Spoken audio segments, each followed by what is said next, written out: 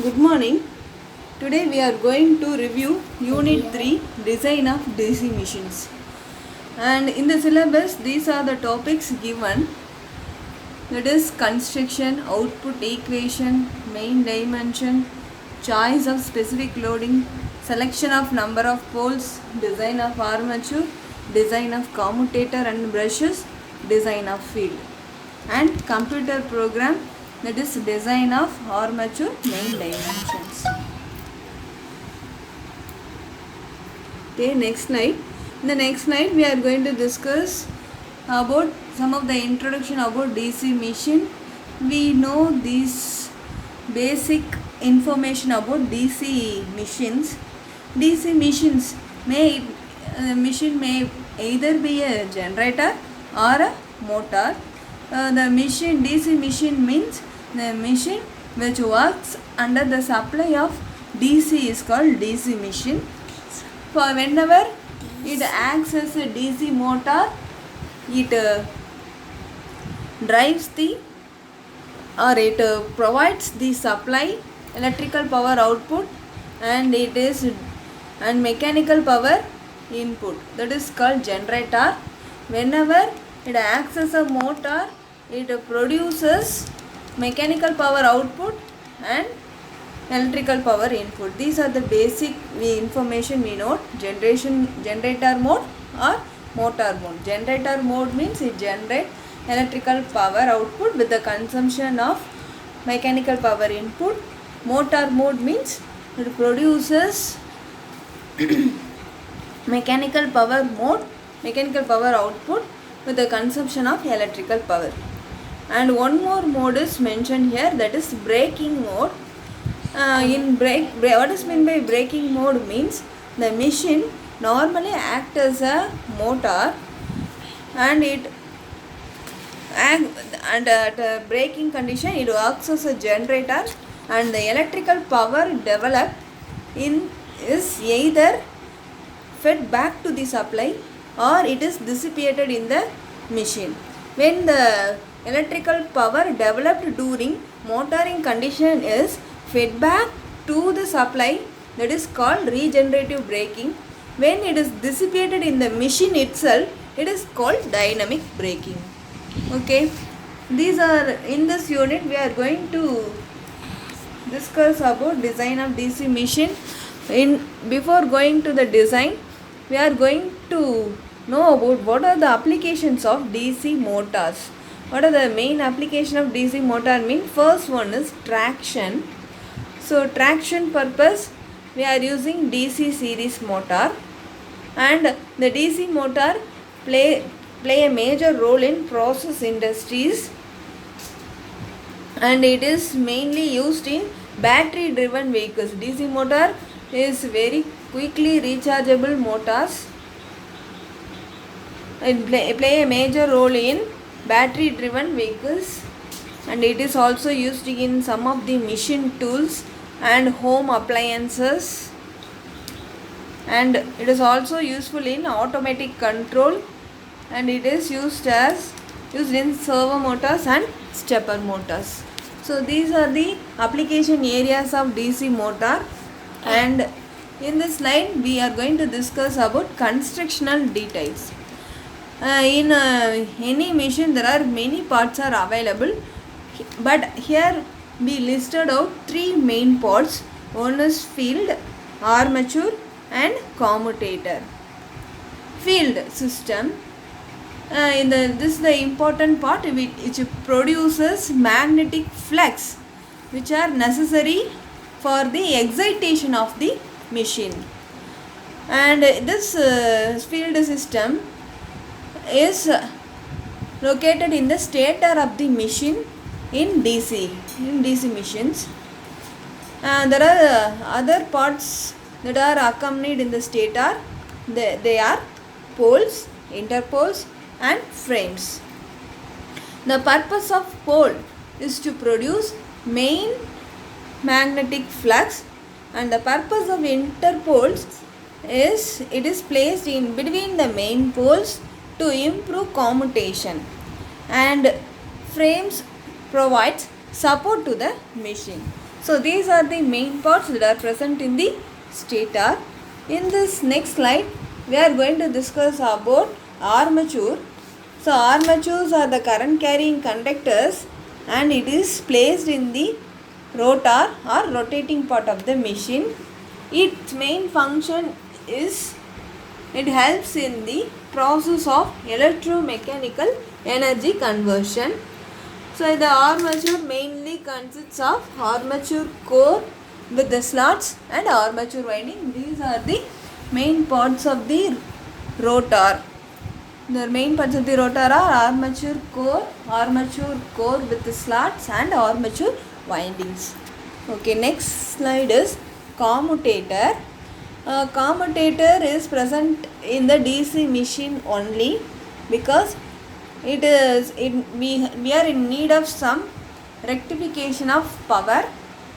So the commutation works along with the brushes to convert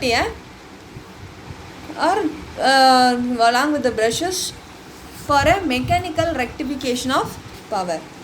Okay, and this is the main topic we are going to enter in the unit 3, that is output equation of a DC machine. It is a derivation part, and what is the main importance of this equation is this equation gives the relation between the output power with respect to the main dimension. So the main dimensions in the DC machine is D and L. What does D and L means? D is the diameter and L is the length of the motor. And here the small n represent speed in RPS and C0 is the output coefficient. The value of C0 is pi square B average AC into 10 to the power minus 3. This is the main important equation to find out the main dimension of a machine. Okay. In order to find here the estimation of PA, that is PA is the power developed in the armature. The estimation of power developed in the armature is categorized in two cases, that is for small rating machine and for large rating machine. And also the machines are also classified as either generator or motor. So in first case we are going to discuss about for large rating machine. First case is generator. In generator, the power developed in the armature is the input power minus rotational losses. So by equating certain terms, we get PA equal to P by efficiency for generator, and in case of motor, PA equal to output power, that is P. The last two equation, PA equal to P by efficiency for generator and PA equal to P for motor. This is for large rating machines. And the next slide we are going to discuss about for small machines. These losses cannot be neglected. In the previous case we are dealing with a large machine. In that case the friction, windage and iron losses can be neglected because their values are very less, so we can neglect that. But in small machine this cannot be neglected. So for small motors, the power developed in the armature PA equal to P into 1 plus 2 efficiency divided by 3 into efficiency. Similarly for small generators, PA equal to P into 2 plus efficiency divided by 3 efficiency. These equations or expressions will be very useful while solving the problems to find out the main dimension of a machine. The next slide we are going to discuss about choice of specific magnetic loading. The magnetic loading is given or denoted in the form of B average, where B average is the average flux density It is defined as the ratio of flux to the area. In machines, the B average and the choice of choosing a value of B average is also very important, because it is also involved in the output equation of a DC machine, that is PA equal to C naught D square L into N, where C naught equation value is pi square B average AC K into 10 to the power minus 3. So the value of B average also decides the value of D and L. So the B average, what are the factors that affect the value of B averages or specific magnetic loading is, we are listing out 3 factors. One is flux density in the teeth, next frequency and size of the machine. Normally we have to choose a proper value of B average so that the flux density in the teeth does not exceed 2.2 Weber per meter square. So this is the justification that told if we choose high value of flux density, it leads to increased field MMF. This in turn increases iron loss, copper loss, and also it leads to increase in the cost of the machine. So we have to choose lesser value of B average whenever we consider the losses and the cost factor. And second factor is frequency of flux reversal. The frequency of flux reversal is given by the formula F equal to Pn by 2. P is the number of poles, N is the speed in RPM. Whenever the frequency of flux reversal is high, iron losses in the armature and core is also high. So we have to choose a lower value of B average. And next one is considering the size of the machine, we have to use increased value of flux density. As D increases, the width of the tooth increases. This leads to increased value of flux density. Then here it is a typical value of B average we can choose in a machine, where BG is the maximum flux density and B average is the average flux density. These are the typical values we have to choose whenever the value of B average is not given in the problem. And choice of specific electric loading. The choice of specific electric loading depends on these factors. And the specific electric loading is represented by AC, small AC, and these are the factors which affect the choice of specific electric loading. First one is temperature rise, second one is speed of machine, voltage, size of a machine, armature reaction and commutation. These are the factors. The first factor is temperature rise. So the temperature rise represent if we use high value of AC in a machine, then the insulating material used in the machine will also be high, so that it can withstand high temperature rise. In that scenario, we can use high value of AC. Speed of a machine. For high speed machine, we can design a machine with good ventilation. So as a result, the heat produced in the machine will get dissipated. So in that scenario, we can choose high value of AC. And AC means nothing but electric loading value. Voltage. If you consider the voltage as a parameter, if a machine having a high voltage, it requires large space for insulation. As a result, there will be a less space for conductors. So in that type, we have to use small value of AC value. Whenever the voltage rating of a machine is higher, we have to choose less value of AC in order to avoid losses in the machine. And next one is size of the machine. If we choose a large size machine, then there will be a more space for accommodating conductors. So as a result, high value of AC can be used. Next factor is armature reaction and commutation. In order to reduce armature reaction, we have to use less value of AC, and in order to obtain sparkless commutation, we have to use lesser value of AC.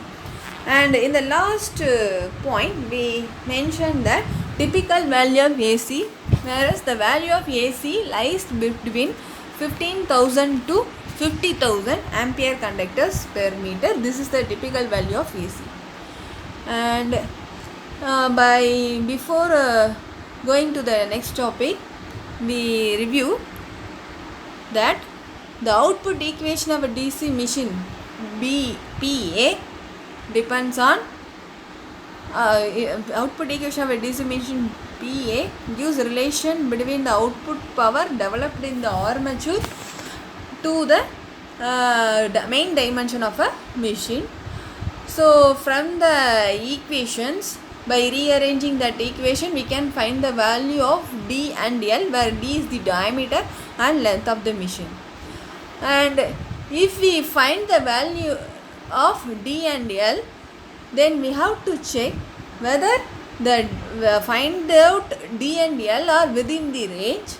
This can be found out by this formulas, that is limiting value of core length, where L is given by 7.5 divided by B average, VA, TC and NC, where B average is the average gap density, VA is the peripheral speed, TC is the turns per coil, and NC is the number of coils between adjacent segments. This is the factor, this is the formula by which we can determine whether our L value is within the specified limit, whether our find out L value is within the limit of a machine, which within the limit of a specified value. And this is the formula for finding out the limited value of diameter, where D is equal to P divided by pi AC E Z, where E Z is the EMF induced in a conductor.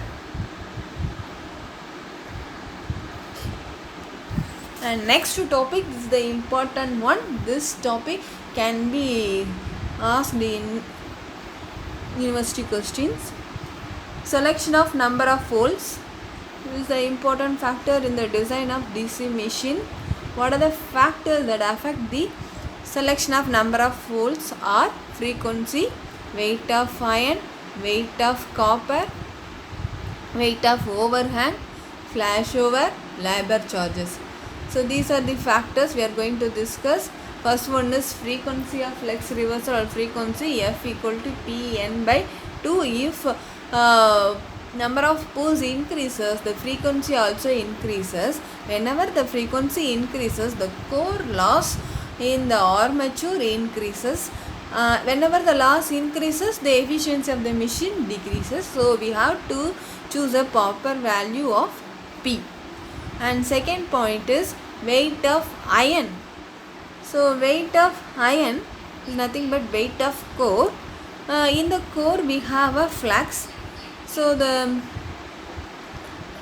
weight of normally the flux carried by the yoke is reduced, that is pi by 2, and the total flux is pi t. Pi t is equal to p pi, where p is the number of poles. Now the flux density in the yoke is given by the formula Pt. So Py equal to pi t divided by 2 Pay, where Ay is the area of the yoke, P is the number of poles.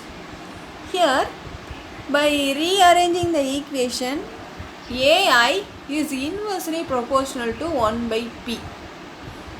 Ay represents area of the yoke and P represents number of poles. So they are inversely proportional. If the number of poles increases, the area will get reduced. Whenever the number of poles decreases, the area get increased. And next, weight of iron. Here also the flux carried by armature core is given by pi by 2, and the eddy current loss in the armature core is given by BC squared F square, where BC is given by pi by 2 divided by AC. So from this, what we can understand from this derivation, whenever we decreases the number of poles, increase the losses are increased, and the weight of iron used for armature core reduces as the number of poles increases. Whenever the number of poles increases, the weight of iron used for armature core decreases and the losses will decreases. Number of poles increases, losses will decreases. That is the conclusion about while considering the weight of iron. The last point, we can see the last point. The weight of iron used for armature core reduces as the number of poles increases. Number of poles increases means the weight of iron used for armature core reduces. Next one is weight of overhang. If the overhang equation is given by overhang directly proportional to pi d by p, that is nothing but pole pitch. Whenever the number of poles increases, the overhang reduces. So as overhang length reduces, the weight of inactive copper also reduces. Next one is flashover.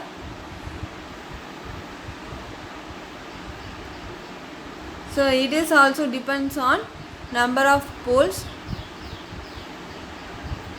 As the number of poles increases,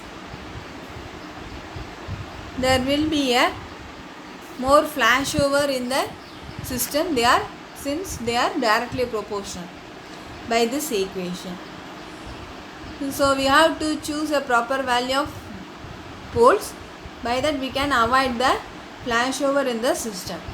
And labor charges, as the number of poles increases, the cost of labor charges also increases, because there will be a more field coils to be wound in the machine, and the insulation and interconnection problems are present, so the labor charges will increase.